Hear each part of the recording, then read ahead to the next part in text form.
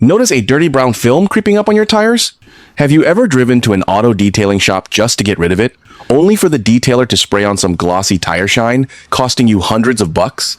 Sure, it looks pretty convincing on the spot, deep black, slick, and looking fresh off the lot. But then you drive home, it rains 2 days later, and when you check your tires, the brown is right back. Sometimes it's even worse than before.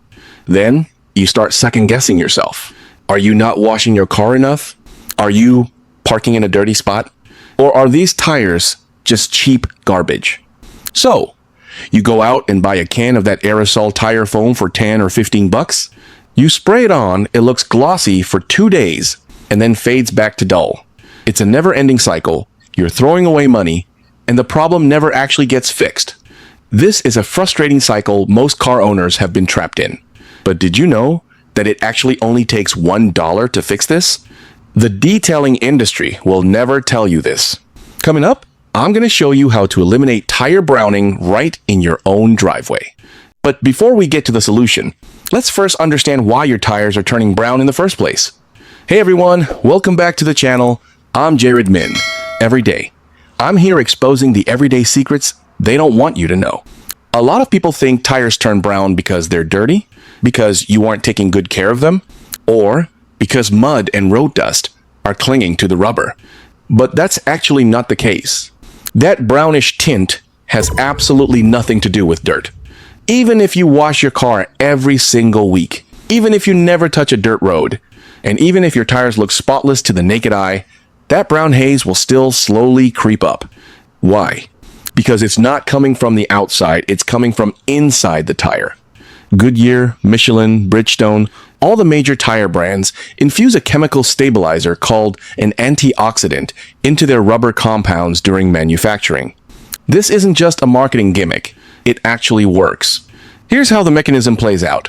Over time, these antioxidant molecules slowly migrate from deep within the rubber to the outer surface.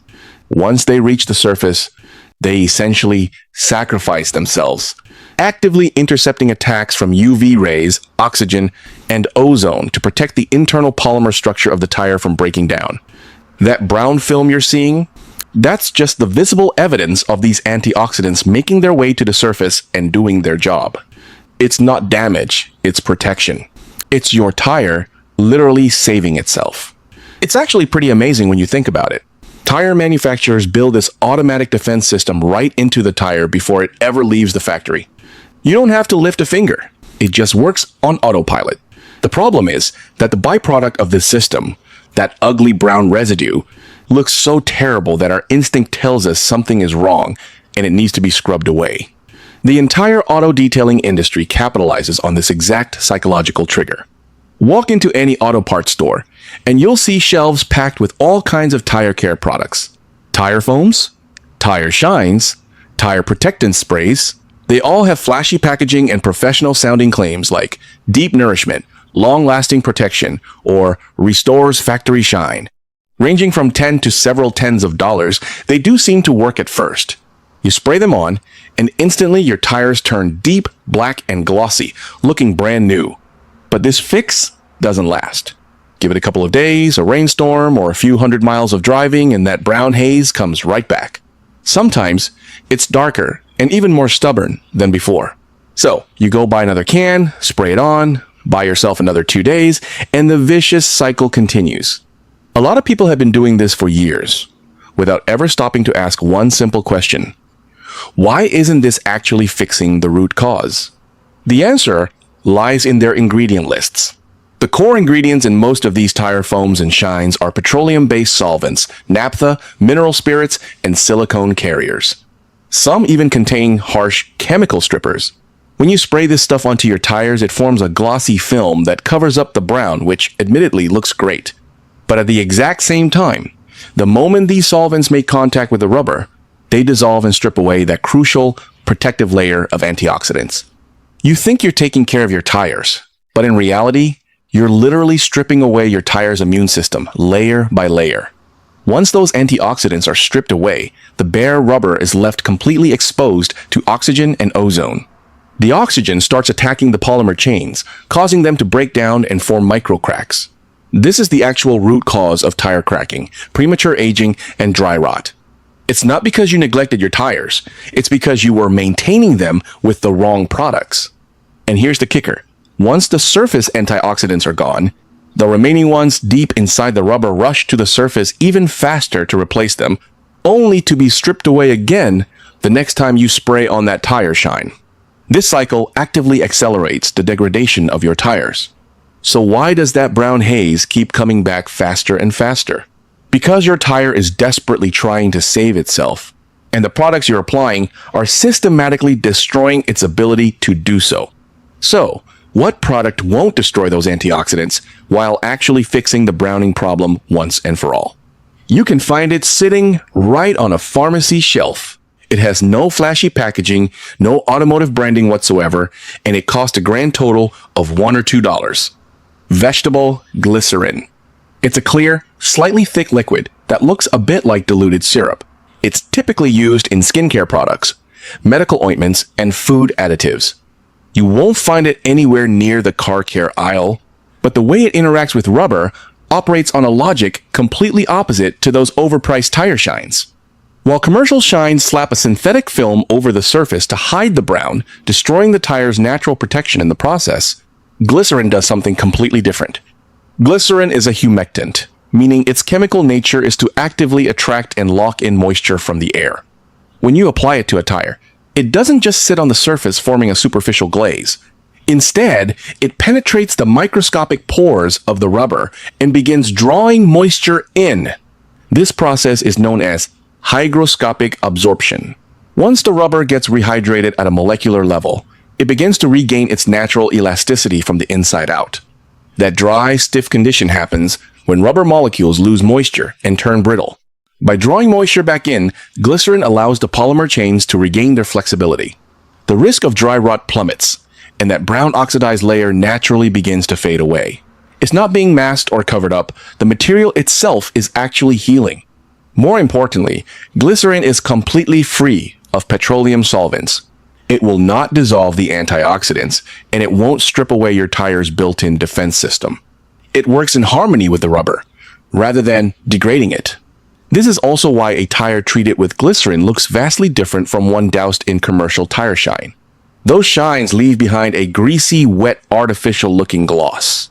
Glycerin, on the other hand, leaves a rich, deep, matte black finish. It's not overly shiny, it's dry to the touch, and it gives you that exact pristine, factory-fresh texture your sidewalls had the day you bought the car. Plus, because silicone-based shines just sit on the surface, the moment you hit the highway, they fling off, splattering greasy streaks all over your paint, your wheels, and your driveway. Glycerin doesn't do that because it penetrates directly into the rubber. There's no greasy residue left on the surface to sling off. You can check after a drive, your rims will be clean, your driveway clean, with zero sticky residue. Now that you understand the science, let's go over how to actually apply it. Every step here serves a specific purpose, so don't skip around. Step 1. Thoroughly strip the old coatings. This is the most critical step in the entire process, and unfortunately, the one people are most tempted to skip. If you have ever used a tire shine, foam, or silicone protectant spray, no matter how long ago it was, and no matter if the tire looks completely bare, you have to strip off those chemical residues first. Silicone-based products leave an invisible barrier on the rubber. If you just slap glycerin on top of that, it won't be able to penetrate. It'll just sit on the surface, you'll wipe it off, and nothing will happen. When people complain that the glycerin trick didn't work for them, this is almost always where they messed up. Grab a stiff nylon brush and make a mixture of heavy-duty dish soap and water. Scrub the entire sidewall vigorously, making sure to get into all the grooves, lettering, and treads. And I mean really scrub it. Don't just give it a gentle wipe. You're trying to break down months, or even years, of baked-on chemical residue. Once you're done scrubbing, rinse it off thoroughly with clean water and let the tire completely air dry. Don't use a towel to dry it, as towels can leave behind lint fibers that will interfere with absorption later. Step 2. Buy the right stuff. Head to your local pharmacy and look for vegetable glycerin. Before you buy, check the label. It needs to be 100% pure glycerin. No additives, no fragrances, and no extra filler ingredients. Some glycerin products contain added moisturizers or scents. Avoid those completely. You just want the most basic, pure glycerin. It'll cost you between $1 and $2, and almost every major chain pharmacy carries it. While you're out, grab a cheap, small spray bottle from the supermarket or hardware store for a few bucks. Pour the glycerin and clean water into the bottle at a 50-50 ratio. Pure glycerin is incredibly thick. By cutting it with water, the water acts as a carrier, helping the glycerin penetrate deeper and faster into the rubber's microscopic pores. Believe it or not, diluting it actually produces better results than using it straight. Step 3. Application. Once your tires are bone dry, spray your diluted glycerin solution evenly onto the sidewall. Use an applicator sponge or a microfiber cloth to spread it out, ensuring full coverage. It's important to apply it evenly. If you lay it on too thick in certain spots, it won't absorb properly and will pool up. If you apply it too thin, you won't get enough penetration, leading to a blotchy finish. You want to apply just enough so the surface looks noticeably wet, not dripping or pooling, just thoroughly saturated. Once you've coated all 4 tires, move on to the next step. Step 4. The 15-minute wait. These 15 minutes are the true magic of this process. The glycerin is actively penetrating deep into the rubber, drawing in moisture from the air and carrying that hydration straight into the molecular structure of the tire. As the rubber gets rehydrated from within, those dried out stiff polymers start to regain their flexibility, and that nasty brown oxidized layer begins to fade away from the inside out. If you watch closely during this waiting period, you'll actually see the tire change color right before your eyes. The brown recedes and a rich, deep black emerges. If you live in a dry climate, you might want to wait 20 minutes. If it's a humid summer day, 15 minutes is plenty. Step 5. Wipe off the excess. Take a clean microfiber towel and wipe off any leftover unabsorbed glycerin from the sidewalls. Once you're done wiping, the tire surface should feel dry to the touch, not sticky, not greasy. It should have a beautiful, deep, matte, black finish. If it still feels a little tacky, that just means you applied a bit too much solution. Simply give it another wipe down. And that's it. You're done. So, how do you maintain it going forward? After your initial application, under normal driving conditions, you'll only need to do this about once every month or month and a half. When you reapply, you don't have to do that intense scrubbing process again. Because glycerin doesn't leave behind a stubborn, harmful film, you can just spray it right on. The only time you'd ever need to scrub it bare again is if you went and used a commercial tire shine. When you wash your car, just wash your tires as usual. Since the glycerin has fully absorbed into the rubber, surface washing won't rinse it away. Let's do the math real quick. A single can of tire foam costs between $10 and $20, and you'll burn through it in about 2 applications. If you're buying it every couple of weeks, you're easily blowing hundreds of dollars a year, all while actively degrading your tires. If your tires dry rot and crack prematurely, a replacement set will run you anywhere from several hundred to over $1,000.